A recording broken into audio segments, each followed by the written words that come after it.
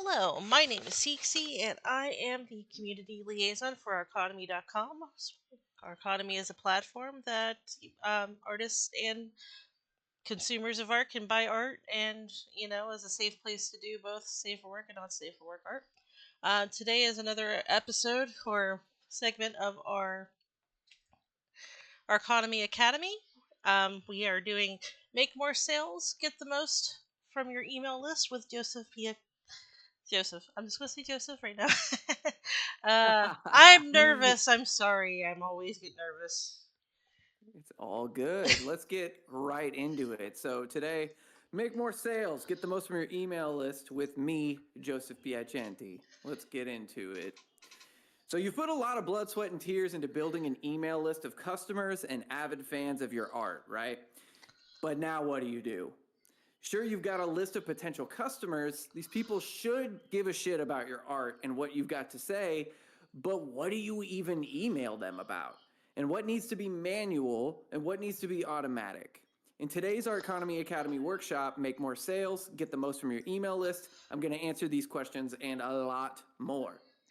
So, to introduce myself, my name is Joseph Daniel Piacenti. I am Fox's younger brother. I work at a company called Indepreneur. I'm a coach, account manager, and technician over at Indepreneur. We are a music marketing agency, so we work in direct to consumer digital marketing, and we help artists sell their merchandise, their CDs, and help them build their online presence. So, fun fact, I have a green cheek conure named Gunter, and I'm Fox's younger brother, as I said earlier. So, let's first understand the significance of regular mailing. The key word here is nurturing. So, we're not car salesmen. We're not shady grifters that are conning people into purchases that they don't need.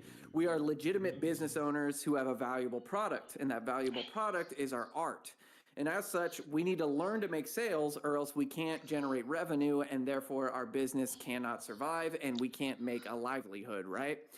However, sales are earned by creating trust. By providing unexpected value to your fans via your email, you can keep them engaged and interested in what you've got going on. So think of it like you would think of any other relationship. You wouldn't ask someone you just met to help you move, but you might ask somebody that you've known for a while. Maybe you have classes with this person, you've met them at parties, you've played video games, you talk to them on Discord, you've painted each other's nails, whatever, floats your boat. Think of nurturing as giving them your copy of Halo or your favorite nail polish. You've already contributed to the relationship in major ways, so asking them to help you move, which is like making a sales offer, isn't a one-sided, sudden, abrasive, and selfish thing to do. We call this the goodwill vault. So for every withdrawal from the goodwill vault you make, you need to make sure you deposit much, much more. It's imperative that you're regularly engaging and nurturing your email list for them to give a single shit about anything you do. So if you just hit them with buy my art, but you haven't given them much to hook onto prior to that, it's just going to come off salesy and shitty, and you're not really going to accomplish what you want to accomplish. So let's talk about how often you should be sending emails. You should be sending an email at least once a week. Twice a month is okay, but it's not ideal.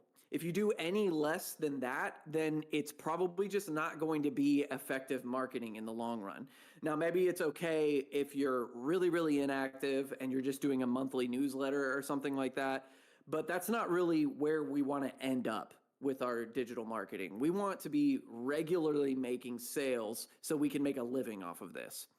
So for every new sales offer that you make, you should aim to send numerous, and by that I mean at least 2 to 6 nurturing emails between the new offer and the previous one. The only exception is if there are specific time restraints, like if it's Black Friday and then the holidays come up right after that, inevitably you're not going to be able to squeeze in, 6 nurturing emails between those 2 sales. Your fans will appreciate that they get to know you well from this process, and in a barrage of constant transactional emails from businesses and artists who don't pay attention to the nurturing process of email marketing, your emails will be the highlight of their week. So you probably have some lists that you're on that you're thinking of right now when I'm talking about this. You signed up for a list, and every email they send you is actually really engaging and provides things that you want to see and know about. That's the kind of thing that we're going for here. Email lists grow cold really quickly, so it is imperative that you email them regularly.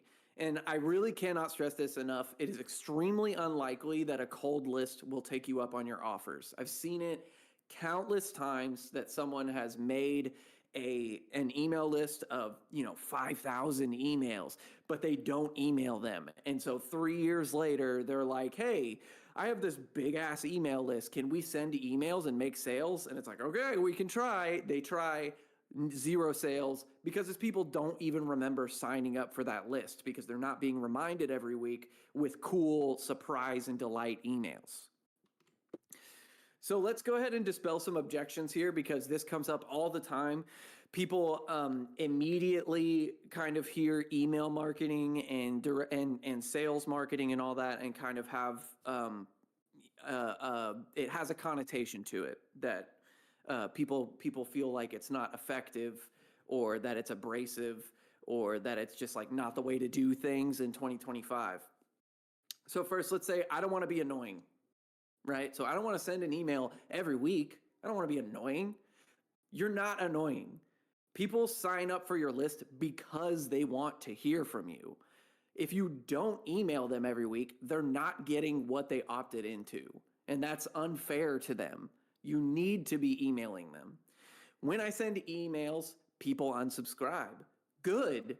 Let them unsubscribe. You don't want to pay for email contacts that don't care about what you're doing. So when you sign up for an autoresponder and you pick a payment plan, you're going to have tiers of options, and they gradually get more expensive the more contacts you have. If you let that email list get really, really big and people just stay on the list all the time, then you're going to be paying for all these emails that you don't need. So if someone unsubscribes because you're emailing every week, that's a good thing. We want them to unsubscribe in that case because we don't want to keep paying for them if they don't want to receive our messages. Number 3, I don't have anything to email them about. That's just untrue. You're an artist. Like, you are working on things all the time. You're always drawing things. You're always painting. You're always making graphics, whatever it is that is your expertise, or just whatever you're working on all the time. These are things that you can put into emails and talk about. Number 4, I haven't emailed them in a long time. Well, you better start. Like, it's time. Let's warm them up and let's start doing this nurturing. So when we do eventually offer them something, they're more likely to take it. And then number 5, I don't like getting emails. Okay, so maybe you don't sign up for email lists, but the people on your email list did. So your argument is kind of moot. Number 6, my fans are people who like, I put genre, but we're talking about your art style. My fans don't like emails. And to that, I would say, see the previous answer, because they signed up for your email list. So why would they do that unless they want to get emails? And for every fan who doesn't want your emails, there's a dozen more who do. So don't let yourself get hung up on that. And then 7, email is dead. Is email dead? Or is it so ingrained in the experience of using the internet that you just aren't paying attention to it? How do you sign into social media? Email. How do you get paid? Email. Everything is in email. PayPal, email. Venmo, email. They're all connected to your email. It's so integral to your experience as a person online that you have become so desensitized to the idea of email that you think it's not relevant anymore. But it is actually probably the most reliable way to reach as many people as possible. Okay, so how do I make a good nurturing email? Because with a strong habit of nurturing will lead to higher open rates, higher click rates, and higher take rates on your offers. But how do we get the most out of them, right? So here are some qualities of strong nurturing emails. The first one is a strong subject line. And you can think of this as a very similar concept to like a newspaper or tabloid headline. So one example would be opening a narrative loop, like, "I couldn't believe she said this to me," or "We are breaking up," or "This was a game-changing moment," or "I'm not usually this vulnerable, but..." These are things that make people want to know, what's the story here? Why did they say that? I want to know who broke up, What was the game-changing moment? Why are they being vulnerable now? Or what are they being vulnerable about? The next one is like imply or state there is a gift or exclusive access inside. So no one has heard this before, or no one has seen this before, or I just gave you exclusive access to this. So say you wanted to deliver, you wanted to just show them a new piece you're working on. So no one's seen this piece yet. It's not done yet. You know, you get to be in the inner circle. You get to see what I'm working on before anyone else can see it. Pattern interrupt. So this is something that happens oftentimes when you're scrolling on Instagram or TikTok and something just is so out there and so different from what you're scrolling frequently that it kind of just disrupts your vibe and suddenly you're paying attention. That's a pattern interrupt. So like, whoa, or I'm losing my mind, you know, with their name in it, because you can use liquid code to have people's names. And then outlandish or braggadocious claims and questions like, I bet you can't find better line work than this, or is this the best piece I've ever drawn, or have you ever seen a fox drawn this well, or something like that. If you're really, really confident about your skills and you kind of have a confident, you know, borderline arrogant type of brand voice, then you should embrace that and let that lead the way with your subject lines and the like. Okay, so more qualities of strong nurturing emails: surprise and delight. So this means that we're going to give them gifts that they don't expect. We're going to underpromise what they're going to get, and we're going to overdeliver what they get. So some examples of stuff that you can put in your nurturing emails are exclusive access to gated content, works in progress, early access to view new art before it goes to socials, personal and professional stories they wouldn't hear elsewhere, photos they can't see anywhere else, user-generated content. So if somebody makes art of your art, like fan art, or if somebody says something really nice about your art, you can take a screenshot, turn it into a graphic, you know, put the text on there, that kind of thing. Birthdays, holidays, awareness days, charities, vlogs, contests, questions to start discussions. There's an infinite number of things that you can talk about in a nurturing email. And if you are on Artconomy's email list, you'll start to notice, now that you're aware of this, that we try to do this as much as possible. We try to give you a lot of value in our emails. We try to provide things for you that you may not have thought about that improve your experience with Artconomy, but not just with Artconomy, also your experience in general as an artist, because we want you to succeed, right? So another thing that we like to implement in our nurturing emails is called a super signature. So a super signature is just, you put PS at the bottom of your email and then you point them to other things that they can do to get plugged into your world. You can use the same one for every email and just periodically update it as like new things come available. So for example, say you're doing like a Kickstarter for like a major project or something. You will want to have that in your super signature. You will also probably want to remove it after the Kickstarter's over, right? And then replace it with something else. So you can either have a list of things that are, you know, join me on Discord, contribute to my Kickstarter, here's my online store, check me out on Artconomy, yada, yada, whatever makes sense. And you can also just do pick one per email. Like if you just really want to push your membership right now, then maybe you just put, PS, I just launched something super cool in the Patreon. If you want to check it out, click here. Every email that does not have a specific goal should have a super signature in it, because you never know when someone will passively decide that they want to do something that benefits you. So as far as email content, for sales emails, we typically want to use what's called the AIDA format. And that's a copywriting term for attention, interest, desire, and action. This is the copywriter's baseline for writing ads and emails and general publicity. So for nurturing emails, it's not really necessary to strictly adhere to copywriting conventions like AIDA.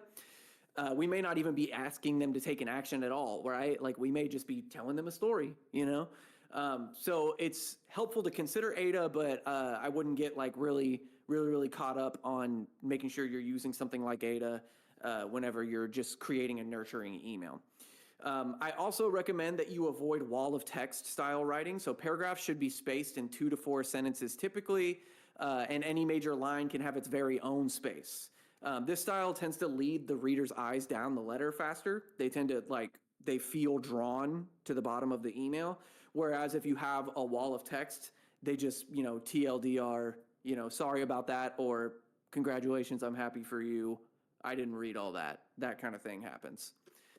So here's an example of a client over at my company that wrote a nurturing email. The subject is, they said I was too old. So we're already opening a narrative loop, right? This is you want to know who said that. Why would someone say that? And then right out the gate, we have a really nice attention grabber in the email body as well. Never give up on your dreams. Never. It's what keeps us alive. A few years back, a number of music industry people basically told me that I was done. I was too old, that my best years were behind me as an artist. Blues and classic rock was out of fashion, and I was going with it. They basically said that I gave it a swing and a miss. Notice how we gave that line its own preferential. It's on one line there. Well, look at where we are today. We are touring in support of the most successful album of my career. 41 weeks on the Billboard Blues chart and counting. 41 weeks. We're selling more albums than many of my heroes. We're playing to packed houses. Every day more people are getting turned on to our music. Don't let anyone tell you you can't do it. And I'm here to state for the record that my best years are ahead of me. So I'll let you read the rest of this on your own, or whenever you read or whenever you watch the replay of this. But you're getting the idea here. The point is, these paragraphs are short, right? None of them are long.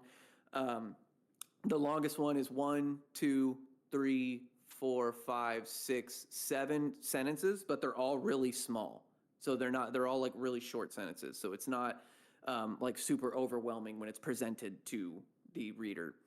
This person's readers are also primarily middle-aged and older, so they're a little more inclined to handle that style of writing, whereas a lot of what we anticipate in this world of virtual art and in the furry fandom and all that, there are middle-aged folk too, but it's definitely, there's a younger group that we're probably going to be reaching than what this particular artist would be looking for.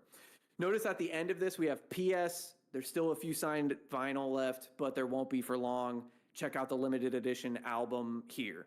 And then links them to, it's not a sales offer. They're just, hey, since you're here, like help yourself to what's in the refrigerator. It's, go, here's a glass of water, help yourself to what's in the fridge.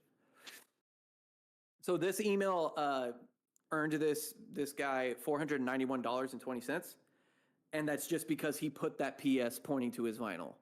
So he was not trying to push the vinyl, he just made it available at the end of his email. And just because his audience is so engaged, because he emails so much, and because they're so just invested in what he's doing, he was able to just passively make sales by sending an email one week. He does this nearly every week. He sends an email, and we'll just have like a PS, you can drop by my store if you want, and we'll see him just get $500 like this for just sending a freaking email, Like, don't fade this, guys. It's super, super important that you send emails regularly, because if this list was not engaged, they would not be doing this. They would not be randomly buying a shit ton of stuff from him. Okay, and then legal stuff, you have to be in compliance with the CAN-SPAM Act. So that means you can't use false or misleading header information. So like a different company in the head of your email or something like that. Don't use deceptive subject lines like, you want a free guitar.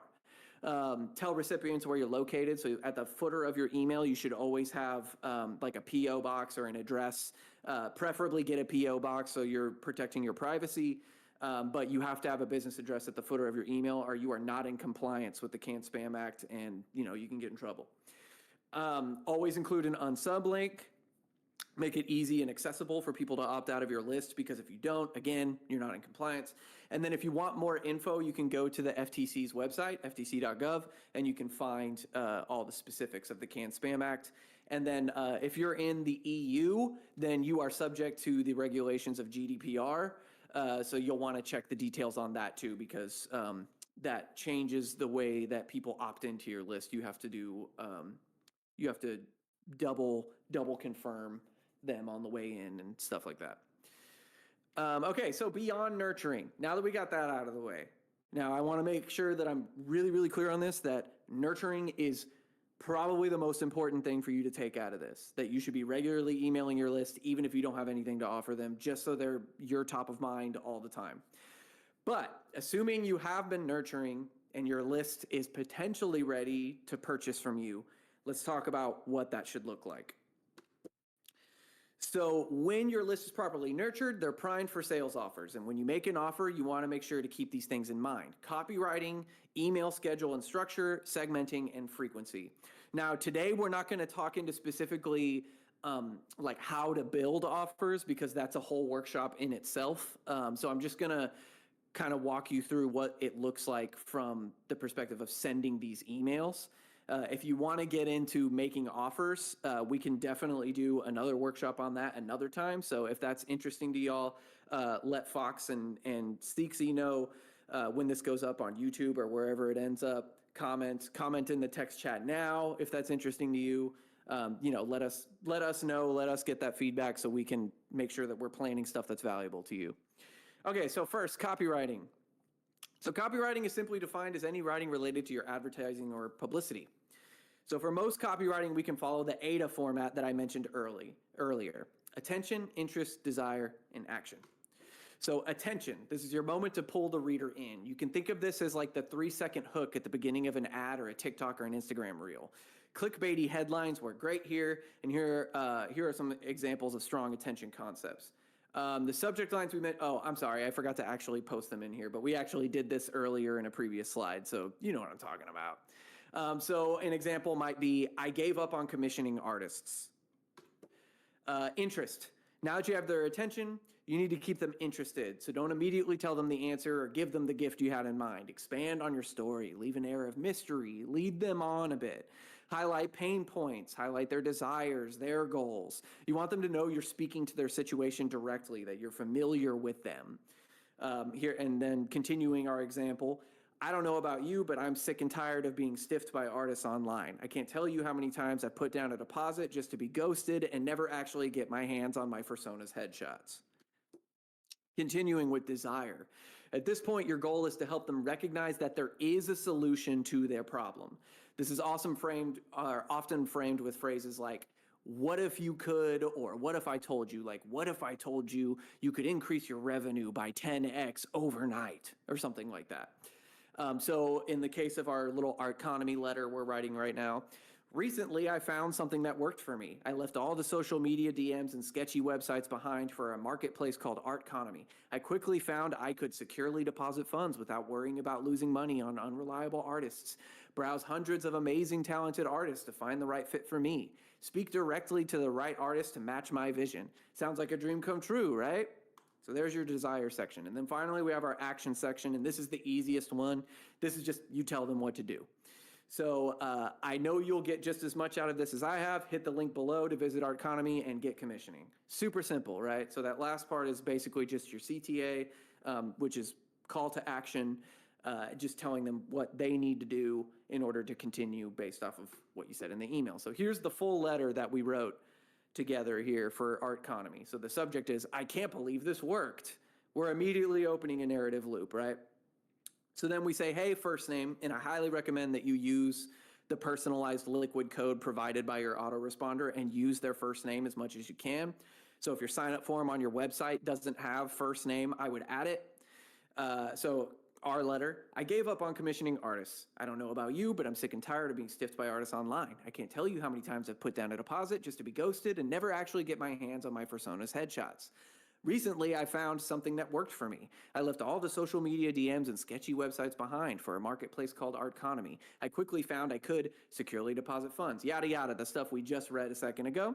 And then I know you'll get just as much out of this as I have. Hit the link below to visit Artconomy and get commissioning. Click here, and then the spelled out URL. And I highly recommend that you spell out the URL. Now, in this particular case, we had a specific goal in mind. We wanted to get this person to go to artconomy.com. So I'm not going to put a PS here. If I just talked about, for example, one thing that happened when I was in high school, I was in a band and we were playing shows, and I tried to do I thought I was really cool. And so I jumped from the stage over to the wall and was trying to jump off the wall back to the stage. But the wall turned out to be made with really super shitty drywall. And so my foot just kicked right through the wall. And so then I'm just hanging there with my foot in the wall, and the rest of me trying to keep playing these guitar parts and everything. So I would probably tell that story in an email to just like get, like a goofy little fun story that you wouldn't hear otherwise, because I'm not going to talk about it on Instagram or something. And then at the end of that story, I'd probably put like, P.S. If you haven't yet, you can still pick up our new album. Just click here. And then paste the link. People instinctively click links. They don't instinctively click buttons as much. When you see a hyperlink, like immediately like, oh, okay, yeah, I'm supposed to click that. Whereas when you see a button, it sometimes just seems like it's like a visual, like it's just like, oh, okay, they're just organizing the page. It just looks nice. But when you see a link like that, it's just dead obvious what you're supposed to do, right? So that typically performs better. Now, how do we structure our email timeline for offers? I recommend that your offers have at least 3 or more emails. So I know this sounds like a lot, but I promise you this is the way that every business does this. The first one is an announcement email, and this is just where you explain what the offer is and let them know how to take action. So for example, maybe you're doing like buy one print, get one free. Then you might just announce, hey, for this week only, I'm doing buy one print, get one print for free. That's right. Any print you pick, I'm going to throw in another print at random and send that along with it, and you don't have to pay anything extra. And then you want to hit them later with a reminder email. And this is where you can go from like 1 to 3 or 4 or however many emails are appropriate. Reminder emails are just there to make sure that you're keeping the momentum going. So just additional emails to remind everybody. This is a good time to highlight a specific aspect of your offer, or to highlight, like a testimonial from someone who got a print and really liked it, or to stress the urgency. Like, oh, I only have 4 prints left, so if you don't get them now, then you're not going to get it. This is the only print I have. This is super limited. Don't miss out on this. And it all ends this week. So on Friday, if you haven't bought it, you're screwed. Then we have finally our last chance email. Don't fade this. This is the moment where you tell them, hey, you can't put this off anymore. If you don't buy this right now, you're not going to get it at this price point, and you'll have to pay full price, or you'll have to wait until I make more of these, or whatever the situation is. This works extremely well. It always works when applied to a good offer and a warm list. If you don't make it really clear that it's the last chance, they don't know. You're not being overly salesy by telling them this is your last chance. What you're doing is just being transparent. Like, if you don't buy this right now, you're done. It's over. It's done for you, dude. So you want to make sure that you really stay on top of that. Make sure you definitely do a last chance email. So structuring the timeline for this. So to summarize, you need at least 3 emails for a proper offer: announcement, reminder, last chance. Typically, these can be spread across a week, such as Monday, Wednesday, Friday, and then you return to your regular nurturing emails. So around major events like Black Friday or the holidays, you should expect to send more offer emails than you would normally. So for example, some of the clients we had, we sent anywhere from 4 to 6 emails for Black Friday only. So just the 2 weeks around Black Friday. Early Black Friday, we're here first. You don't have to wait. We're going to give you early access. All my prints are 50% off, plus my plushie is 10% off, and I'll throw in an adoption certificate for the plushie or something like that. I'm just like making up products that y'all might have, but you get the idea. So you should definitely expect that you will need to make more of these offers or more of these emails around those events, because every company is sending a shit ton of emails and texts around those events, and you will get lost in the noise if you don't also increase the frequency by which you're emailing your list.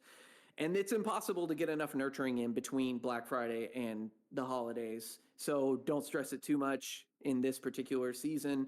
Try to send some nurturing if you can, but it is what it is. When January comes around, you can just double down on nurturing to make sure that your list doesn't feel like you're just always trying to sell them shit. Onward, segmenting. So segmenting is when we pick a specific group of our email list based off of user activity or customer data. So if someone makes a purchase or previously bought the specific item you're offering, it's unlikely they're going to like getting an email where you're offering that item to them. right? If I have a CD that I sold that someone already bought, and then I send them another email that's like, hey, my CD is 50% off, and they just bought it full price like a week ago, they're probably going to feel like an asshole, right? So we want to avoid sending repeat emails to people. We don't really want to like make the same offer to the same person over and over and over again, because if they didn't take it the first time, they're probably not going to take it now. So if you offered a T-shirt and a print to your entire list and you had 5 folks buy it in that first email, you probably don't want them to get the reminder and the last chance email because they already purchased. Like, they don't need that, and they're just going to feel like you're blowing up their inbox. So every good autoresponder and CRM has a way to do this if you are using a standard like e-commerce marketplace platform like Shopify or WooCommerce or something like that. Now, in the case of you're using a marketplace like Etsy or Artconomy or eBay or something like that, there is no way to perfectly integrate this. So you'll have to do a little bit of hand-to-hand combat when this happens. You'll want to just like tag people as they purchase things on your list. Just tag them, this person purchased this item. And then when you schedule your reminder email, you can have it set to a segment that excludes people who have this tag. That's probably the best way to do it in that particular situation. So, I already covered this a little bit. But we do want to see if we can potentially integrate with customer data and stuff. I don't know if it's actually possible. It's something Fox and I have been discussing. But if that's something that's interesting to you, let us know, and we'll look more into it. So how often should you send offers? Well, this is highly contextual, because if you haven't, sent your emails in a while, you haven't been nurturing your list and they've grown cold, and then you just like send them an offer all of a sudden, it's not going to go well, right? So for an active, well-nurtured list that's built largely on customers, you could do it as frequently as once a month or once every 2 months. For a list that's growing, once a quarter is probably good. But if you don't have a variety of products that you can offer in a fun and interesting way, and you haven't been nurturing your email list, then you may not be ready to make successful offers. And it would be wise to just really focus on nurturing and maybe only do a few offers every now and again when you get a new product or something. Sorry, I just had to turn music on to wake my speakers back up. Give me a sec, guys. Okay, there we go. I have these monitor speakers, and they just shut themselves off after a while, which is great, but yeah, they just shut off in the middle of a presentation. Come on, guys. All right, automation. What, when, why, and how?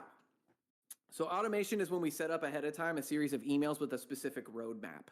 So these are useful for when you don't want to schedule each email individually, or if you need something to happen automatically in a customer's journey.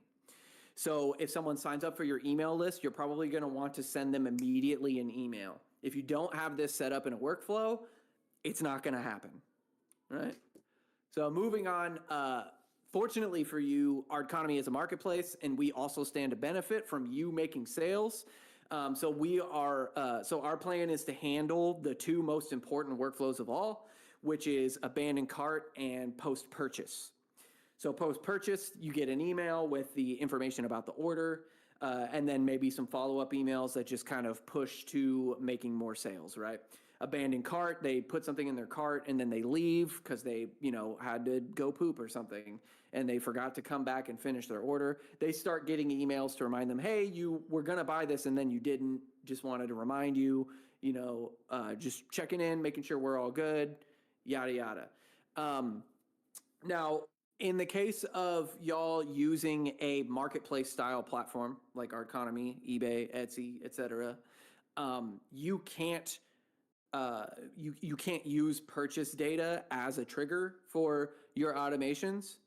So in that particular case, either some hand-to-hand combat is warranted, or you can just focus on the kind of brand support type email workflows. So the one that I really want you to focus on, and I really, like, if you walk away with any actionable stuff from this, the things I want you to do is have a sign-up form on your website, first name, email, with some kind of bribe to get them on the email list. Like, I'm going to immediately send you some exclusive art that you can't find anywhere else. So that I want you to have that. I want you to start nurturing your list, just sending regular emails. And then finally, I want you to create an I series, an introductory series, a welcome series. So your I series is kind of your fans' gateway into the world of all things you. And this is a crucial moment for new fans and potential buyers. You have the opportunity to set the stage for what they will experience on your list moving forward. So this is your chance to tell them why you do what you do, who you are, what your art is about, what to expect being on your list. And the average fan doesn't expect to receive this kind of nurturing when they sign up for a list, so they'll be excited and feel special that you gave them this extra attention. And you can even make an offer at the end of the email if you so choose.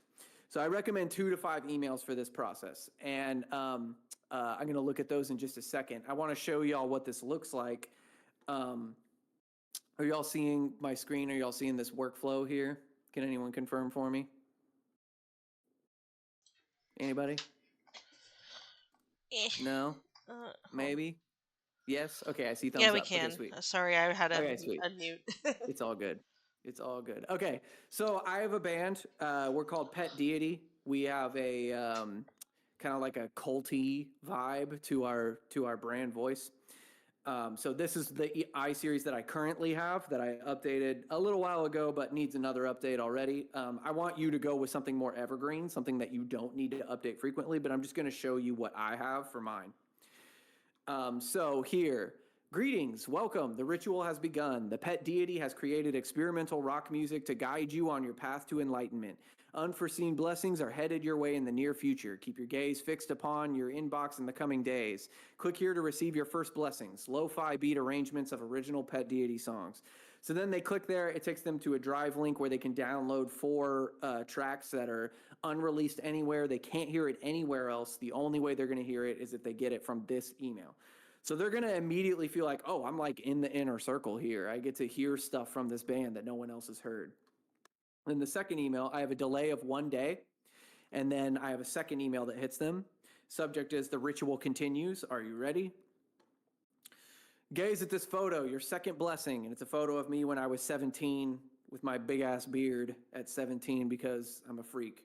And there's all of this just about, story about, how I started this band in high school. I was 17. We played with all these bands that we had no business playing with because we just happened to talk to the right people at the right time. And it's talking about me in third person because that's the brand voice for Pet Deity, but you would probably talk from first person. You'd probably say, now I, make art and blah, blah, blah. This was a drawing I did when I was 12. This is what sparked my interest in art. Now I do it all the time. I even revisited this concept and made it again. And now it looks like this. There's a lot of stuff that you can do with that. And in this one, since I didn't really ask them to do anything and I just presented them with something interesting and cool that they can't see somewhere else, I invite them to my Discord server right here. So I probably shouldn't even have this super signature here, but this is an example of a super signature just so you know what that looks like. The Pet Deity demands more from its parishioners. Procure a copy of the debut EP. Visit the temple and make an offering, and that's just a link to my store. Your ears desire the healing sounds of our music. Click here to find us on streaming, and that takes them to a bridge page with all of our streaming links on it.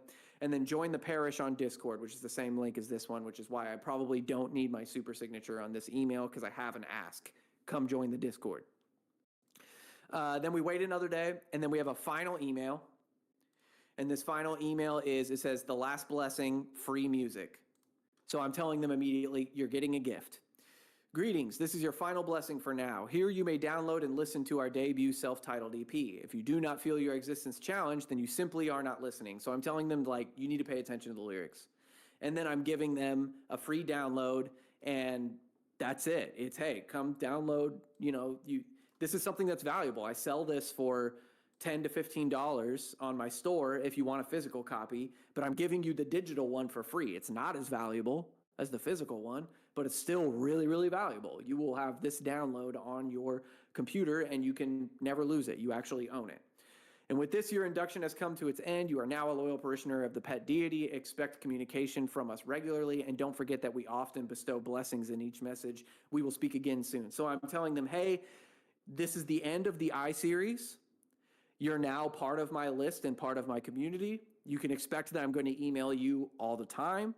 And don't forget that I'm always going to give you cool stuff in these messages, so they're worth reading.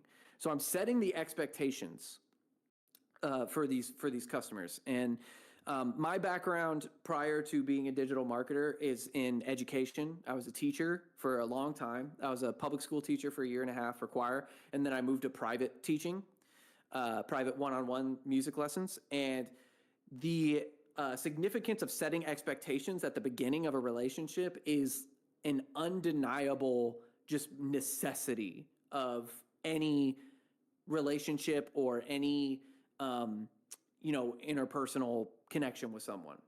So if I don't set the expectation here that they're going to hear from me regularly, they're going to be weirded out when they start getting emails from me regularly. And they're going to be like, man, I didn't sign up to get spammed in my email box. But if I tell them, hey, I'm going to email you every week, like when I first meet them, hey, I'm going to email you every week, then they're going to be like, oh, okay.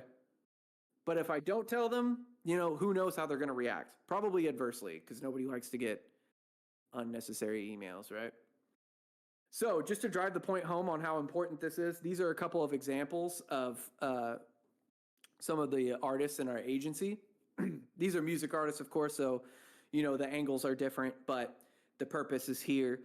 This is an abandoned cart workflow on the left here. You can see that they rescued nearly 11.5 grand in revenue. That's $11,000 that they just wouldn't have got if they hadn't had sent emails about carts being abandoned.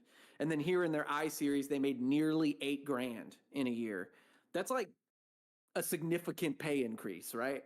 If they didn't have this I series and they just didn't get that 8 grand, that's like they could develop a whole new product with that amount of money and then sell even more, right?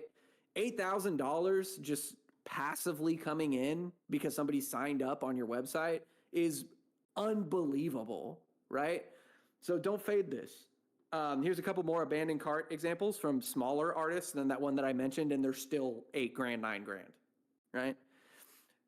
So the last thing I want to hit here before we move to Q&A is my recommendations for your tech stack. I highly recommend Drip and MailerLite. Drip is the most robust autoresponder that I've worked with. It's also the most user-friendly. It's also got the best customer support that I've experienced. But it is a little more costly. It's $40 a month, and it scales up when you go beyond 2,500 contacts. And then MailerLite is my next recommendation, and that's specifically because it's free. And there's also a low-cost tier that's like $10 a month or something like that covers 90% of what you need to do. So given where y'all are at, most of y'all are at with your email marketing right now, MailerLite is going to cover you like totally for the foreseeable future. Once you're like really generating revenue from emails regularly, you might want to move to something like Drip. If you're making more than $40 a month from emails, then yeah, it's worth paying the $40 a month to make sure that you're getting the best possible experience on your end and that they're getting the best deliverability and best possible experience on their end as well. And now I open the floor to you all for questions that I will answer. If anyone has any that they want to drop in the chat, and Seeksy will read. Yep. You can also, if you're comfortable, open your microphone and ask your questions. That's not a problem. That's cool too. So just to let you know, this is going to be recorded and put on YouTube. Well, it is being recorded and put on YouTube. You've been warned. Yep. So if you don't feel comfortable with your voice on the thing, please type your question in the chat and I will read it.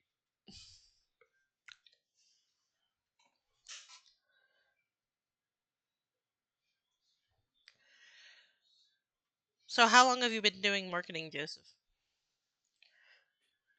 So Indepreneur is a music marketing company, right? And I'm a musician by career. So what happened basically was I got an ad from Indepreneur in 2019, and it convinced me that they knew what the fuck they were talking about. And so I joined their community, started paying for their subscription, started learning from their courses. And then after a while, I just got really, really good at it. And so they hired me to just, teach and to work in the agency. And so I've been doing that since 2022. I think I started video editing for them in 21, and I started working full time for them in 22. Nice. So all that to say, you can teach yourself these things. Yeah, but it is nice to have somebody to give you a guiding hand. Certainly, certainly, yeah, yeah. These kinds of things, these workshops and stuff, really make a huge difference. Or at least Now, they did for me. Led me now, to a whole career path I didn't have before. now, here's an interesting question. Since if like most of us, like myself, only use our economy really for thing, um, you said that we had to have an address at the bottom of it for canned spam, correct? Yes, yeah. Um, Yeah, regardless of whether you're selling physical goods or not, if you're sending emails to a group of people via an autoresponder, then you're legally required to put an address at the bottom of your email. Just because, well, I mean, because the Can Spam Act, but I imagine the reason that they enacted that was because it was such a problem that people were just like getting emails from anywhere with no vetting whatsoever. And so they had to just kind of like raise the bar on what's required. And it helps with email deliverability. So if you don't have it, then oftentimes you'll end up in spam.